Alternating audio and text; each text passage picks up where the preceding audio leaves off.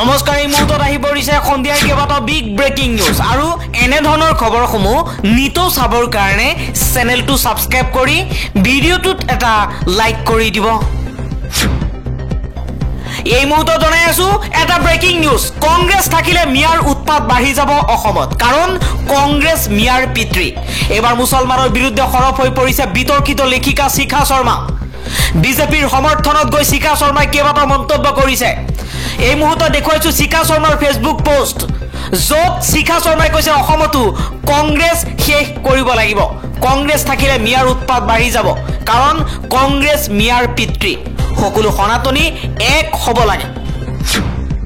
পৃথকে পৃথকে নিৰ্বাচনত অৱতীৰ্ণ হৈ কংগ্ৰেছ আৰু আপ দুয়োটা দল পৰাস্ত হ'ল। আসন ভাগ বটোৱাৰাৰ ক্ষেত্ৰত দুয়োটা দলে আলোচনা কৰিব লাগিছিল।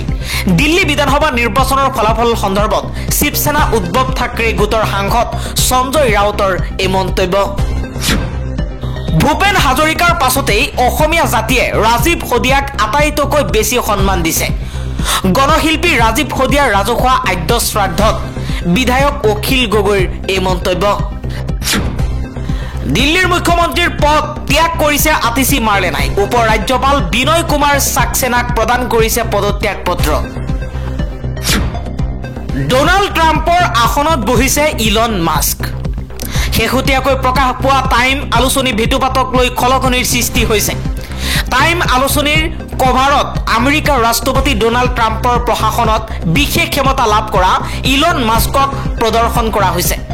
আলোচনীৰ ৰঙা ভেটুপাতত আমেৰিকাৰ ৰাষ্ট্ৰপতিৰ চকীত ইলন মাস্ক বহি থকা দেখা গৈছে যে ইলন মাস্কে হোৱাইট হাউচৰ অভাল অফিচৰ ৰাষ্ট্ৰপতিৰ ৰিজলিট ডেস্কৰ পিছফালে বহি আছে।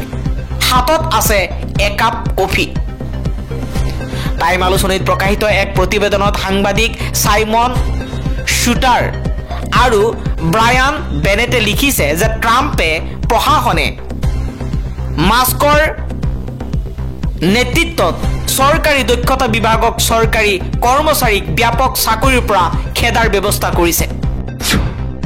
ছত্তীশগড়ত নিহত হৈছে 12জনকৈ মাওবাদী। সংঘৰ্ষত নিহত 2 নিৰাপত্তাৰক্ষী। ছত্তীশগড়ত মাওবাদী দমনৰ বাবে পুনৰ যৌথ বাহিনীয়ে অভিযান আৰম্ভ কৰিছে। দেওবাৰে পুৱা ছত্তীশগড় আৰক্ষীয়ে জনোৱা মতে বিজাপুৰ জিলাত সংঘৰ্ষত 12জনকৈ মাওবাদী নিহত হয়। অৱশ্যে প্ৰত্যাক্ৰমণত 2জন নিৰাপত্তা বাহিনীৰ সদস্যও নিহত হয়, আন 2জন গুৰুতৰভাৱে আহত হয়। কিছু সপ্তাহ পূৰ্বে বিজাপুৰতে যৌথ বাহিনীৰ সৈতে হোৱা এনকাউণ্টাৰত 8টা মাওবাদী নিহত হৈছিল। ৰাহুল গান্ধীৰ কমাণ্ডত 90 সংখ্যক বিধানসভা নিৰ্বাচন পৰাজয়ৰ পাছতে উদয় হৈছে প্ৰশ্নৰ। অৰবিন্দ কেজৰিৱালে দিল্লীত পৰাজয় কৰাৰ লগে লগে প্ৰতিজন কংগ্ৰেছ নেতাই যথেষ্ট সুখী দেখিবলৈ আৰম্ভ কৰিছে। কিন্তু তেওঁলোকে হয়তো পাহৰি গৈছে যে কংগ্ৰেছে একেৰাহে 4ৰ্থবাৰৰ বাবে দিল্লীৰ এখনো আসন দখল কৰিব নোৱাৰিলে। কংগ্ৰেছৰ সংখ্যা 0 হৈয়ে থাকিল। লগতে কংগ্ৰেছৰ আমানতৰ ধন 70খন আসনৰ ভিতৰত 67খন আসনতেই জব্দ কৰা হয়। সেইটো তেতিয়া যেতিয়া এই নিৰ্বাচনত কংগ্ৰেছে নিজৰ সকলো ডাঙৰ নেতাক থিয় কৰাইছিল।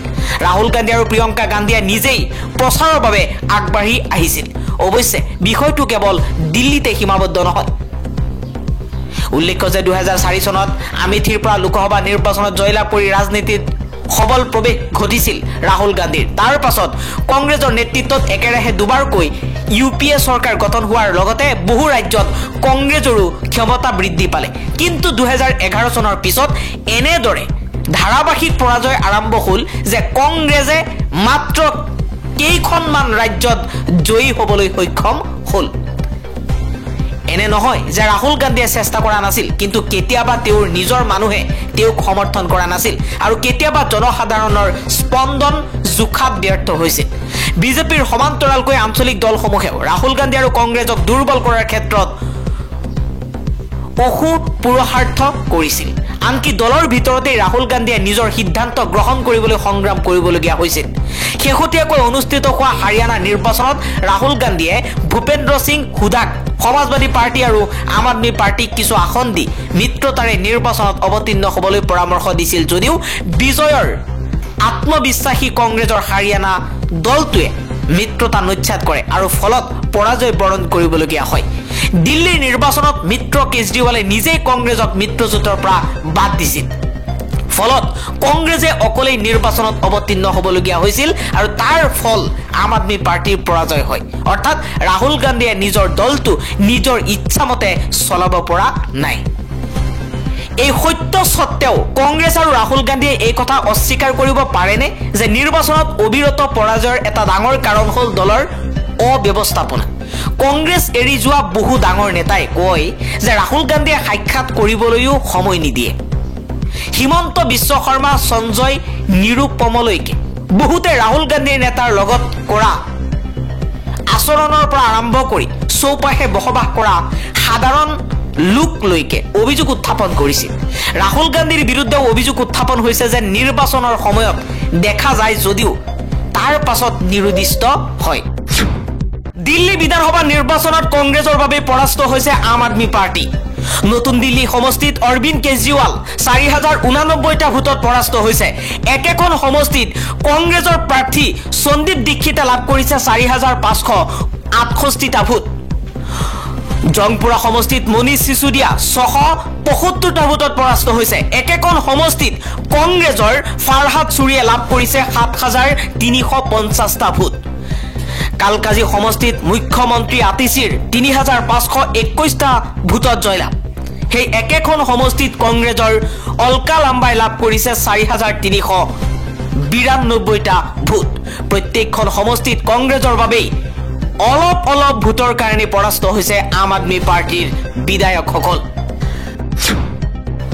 অসমত আজান বন্ধ কৰিব লাগিব এবাৰ আজান বন্ধৰ বাবে হুংকাৰ দিছে বিতৰ্কিত লেখিকা শিখা শৰ্মাৰ ফেসবুক পোষ্ট এই মুহূৰ্তত আপোনালোকক স্ক্ৰীনত দেখুৱাইছো তেওঁ কৈছে আজান বন্ধ কৰিব লাগিব দিনটোত 5 বাৰ বিদেশী শব্দ শুনি দিন কটাব নোৱাৰো হিন্দুৰ দেশত আৰবী শব্দৰ আজান কিয় দিব বন্ধ হ'বই লাগিব বুলি এবাৰ মন্তব্য কৰিলে শিখা শৰ্মাই যি শিখা শৰ্মাই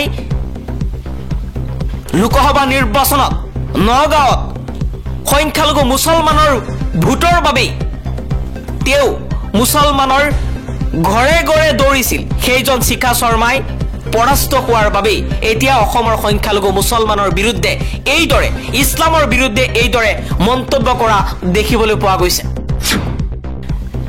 বিজেপিয়ে দিল্লী দখল কৰাটো দেশবাসীৰ বাবে দুৰ্ভাগ্যজনক বিজেপি বিৰোধী মানুহ দিল্লীলৈ গলে এতিয়াৰ পৰা ভয়ে ভয়ে থাকিব লাগিব দিল্লী বিধানসভা নিৰ্বাচনত বিজেপিয়ে জয়লাভ কৰাৰ পাছতেই এই মন্তব্য কৰিছে বিধায়ক অখিল গগৈয়ে কৈছে বিজেপিয়ে এতিয়া দিল্লীত চলাব হিটলাৰী শাসন অসমতো হিটলাৰী শাসন চলিছে যতেই বিজেপিৰ চৰকাৰ আছে তাতেই হিটলাৰী শাসন চলি আছে